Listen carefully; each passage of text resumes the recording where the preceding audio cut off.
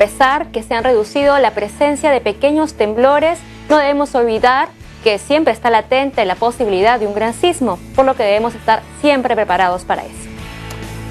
Así como la papa, con sus miles de variedades, es el alimento fundamental de las poblaciones del Ande, en la selva ese lugar lo ocupa la yuca, tanto para su alimentación directa como para la preparación del legendario masato. El antropólogo Alberto Chirif acaba de publicar este libro, Pueblo de la Yuca Brava, Historia y Culinaria, en la que revela la existencia de una yuca venenosa, pero que la sabiduría de un conjunto de pueblos, luego de un laborioso proceso, la convierte en comestible.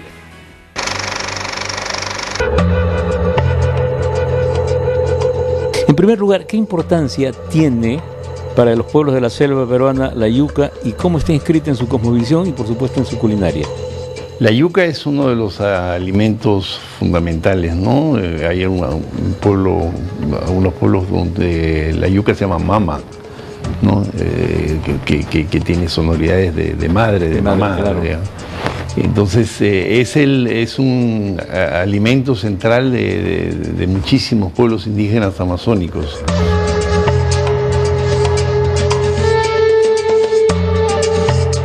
La yuca es como para nuestra sociedad, es casi sinónimo de pan, y pan para nuestra sociedad es sinónimo de alimento, ¿no? Ganarás el pan, dice la Biblia, ¿no? Es decir, no es el pan físicamente, sino el pan como símbolo de alimento, de vida, ¿no? Y ahí se podría decir exactamente lo mismo de la yuca.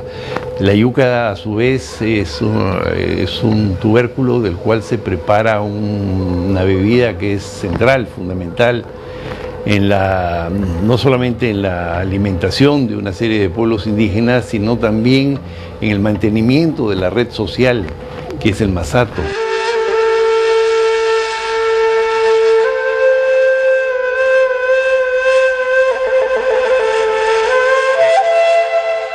¿Cuántas variedades de yuca se pueden encontrar? Yo exactamente no le podría decir cuántas hay. Yo sé que hay muchísimas variedades de yuca y justamente haciendo este libro, descubrí que hay por lo menos 3 grandes categorías que yo no las conocía.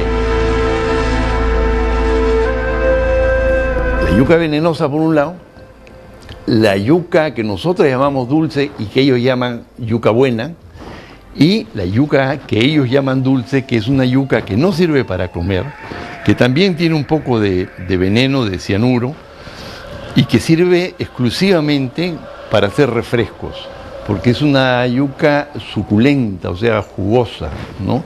Y solamente sirve para hacer refresco. Entonces descubrí que habían estas 3 categorías que en el mundo de estos pueblos, los Bora, Huitoto, Ocaina, que son pueblos que están tanto en el norte del Putumayo como al sur del Putumayo, o sea, en territorio colombiano y en territorio peruano, los 3 tipos de yuca son fundamentales.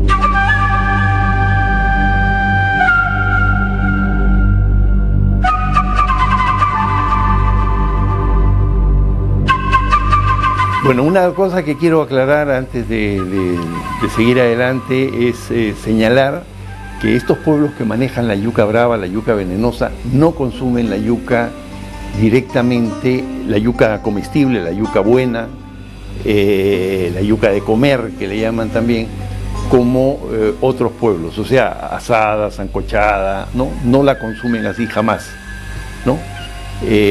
Solamente consumen la yuca brava para hacer el casabe y otros alimentos, y a veces usan la yuca buena, la yuca no venenosa, para añadir ciertas proporciones en la masa de yuca venenosa, ¿no?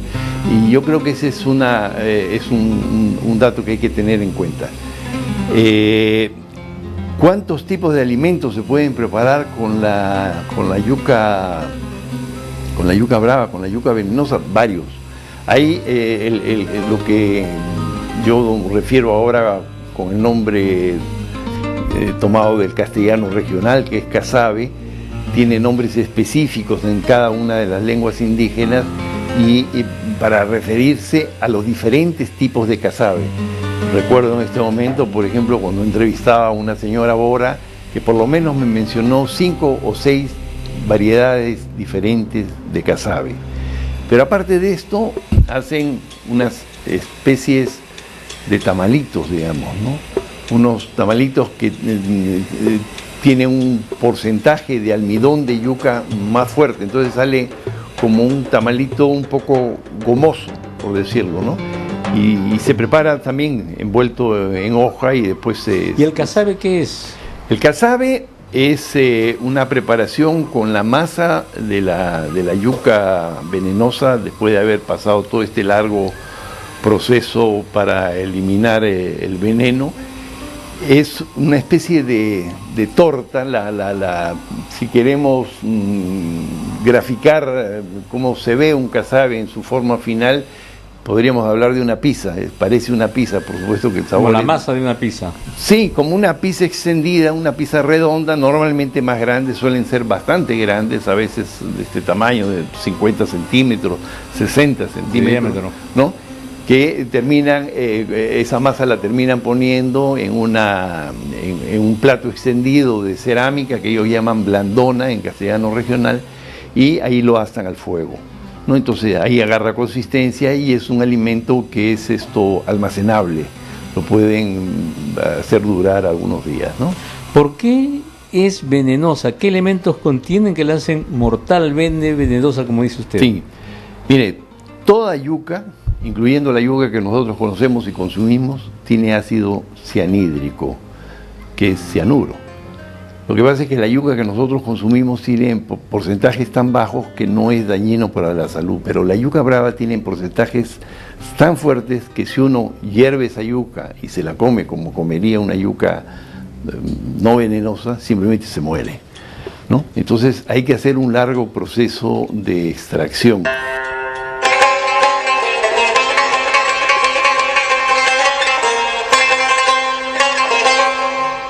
A mí la verdad que fue uno de los datos que más me interesó para empezar a investigar este asunto, porque tiene algo de milagroso, de mágico, ¿no? La conversión del veneno que mata, de la muerte en vida, digamos, ¿no? Ese hecho milagroso fue el que me despertó mucha curiosidad y me llevó a investigar.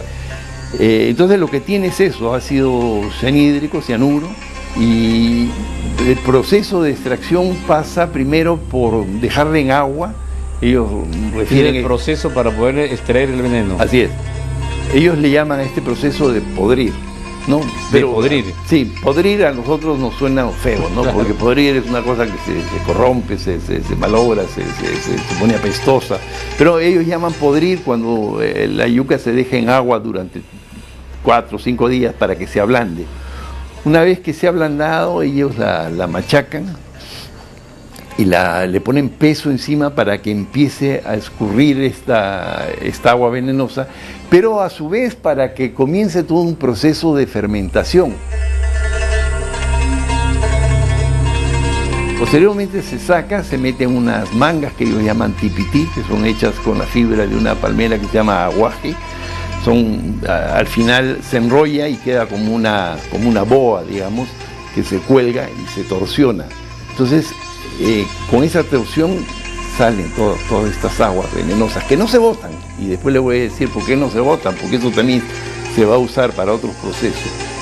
Y finalmente, ya con esa masa bien exprimida, bien fermentada, es cernida y finalmente llevada al asador, a esta blandona para asarla y ya sacar el proceso del casabe. Son procesos largos, son procesos que pueden durar tranquilamente unos 5 o 6 días por lo menos, ¿no? Lo que le quería contar es el agua, ¿no? ¿Qué pasa? Esa agua la hierven más o menos durante una semana, ¿no? Entonces, en el proceso de hervido van eliminando también los tóxicos que quedan ahí, y cuando ya está bien, esa agua se va concentrando, se va haciendo sólida, digamos, le añaden ají, mucho ají, y queda una pasta negra, muy, muy sabrosa, con la cual sazonan sus propias comidas, sazonan el casabe, ¿no? A esa pasta en el castellano regional se le llama tucupí, ¿no?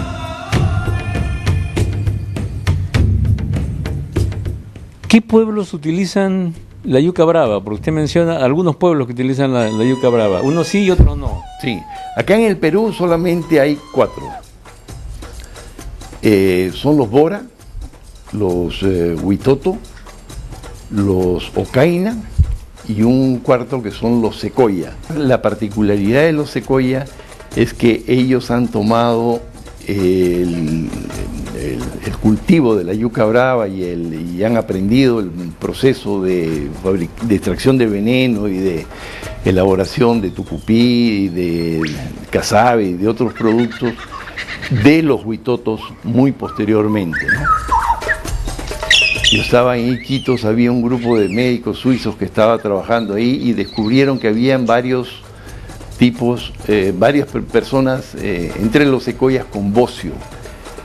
Y empezaron a investigar y descubrieron que efectivamente la yuca brava puede consumir, digamos, puede bloquear, no sé exactamente en términos médicos cómo se dirá, el yodo, que es un elemento fundamental para que la gente no tenga bocio. Y yo cuando estaba haciendo el libro empecé a leer y resulta ser que en algunos pueblos del África, que también ya recibieron posteriormente la yuca, porque la yuca sale de acá, claro, de la América, de Centroamérica, de la Amazonía, ¿no? En algunos pueblos también habían casos bastante numerosos de gente, de algunos pueblos del África, de gente con bocio. La cáscara llevamos para los pollos. ¿Para los qué? Galinas. Ah, para los gallinas, ok. Se alimentan de cáscara. Todos estos pueblos que usted ha mencionado prefieren esto que usted llama la yuca brava, o que le llaman la yuca brava. Sí. Y no les gusta la otra yuca. ¿Y los otros pueblos utilizan esa otra yuca y no se arriesgan a usar la yuca brava?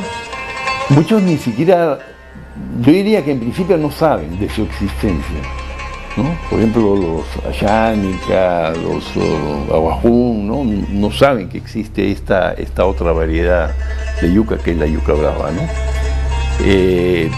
Sin embargo, tienen muchísimas variedades dentro de la yuca que ellos manejan, ¿no? Que es la yuca comestible, la yuca buena. Dulce que sí, pero no quiero usar el término dulce porque, como digo, los bora, huitotos y ocaina refieren por este término de yuca dulce a una yuca que solamente sirve para hacer refresco, porque es suculenta, es jugosa. ¿Ha probado usted ese refresco? Claro, por supuesto, he probado casabe, he probado todos los preparados que hacen, la chicha, la caguana, que es una especie de, lo más parecido a lo nuestro sería pues la mazamorra. Es una bebida, pero de tipo mazamorra, digamos, porque tiene un alto porcentaje de almidón. Usted tiene un capítulo en el libro que se llama La cocina sagrada de los ocaina. En el caso de boras, huitotos y ocainas, la cosa es bien diferente. Ellos, en primer lugar, tuestan la coca. En segundo lugar, la muelen. En tercer lugar, la ciernen. Entonces, el resultado, lo más parecido, no es ni siquiera una harina, es un talco. Entonces hay que tener mucho cuidado, ponerlo en la boca hasta que se humedezca.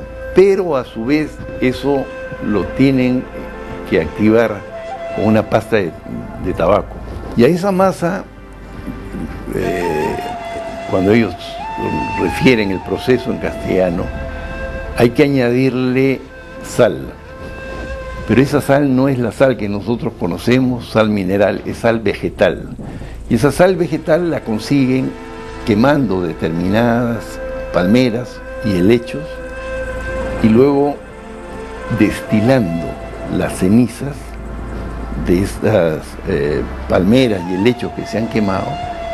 Hay alguna foto ahí, hay un embudo, no es un embudo, no es una pipeta, no es un embudo de cristal, es un embudo de hoja, ¿no? En donde van destilando esta agua y esta agua la van calentando y eso va adquiriendo una coloración blancuzca y además se va solidificando.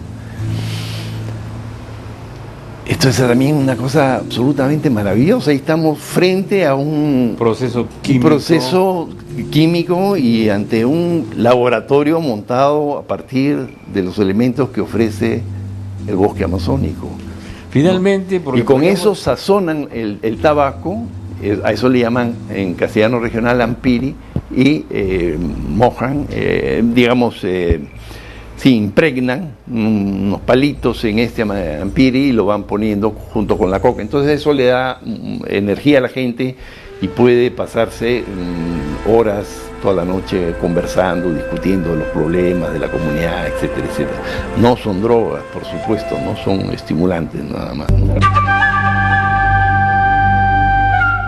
¿Y cómo nace, no me han contado, cómo nace el primer hombre de un huevo? Sí, bueno, es un mito de los secoya que tomé de un colega que lo había publicado hace muchos años, de una mujer que, bueno, sí, tiene un hijo, este hijo va en un huevo y este huevo va a la deriva por el río hasta que, bueno, eclosiona, ¿no? Crece, ¿no?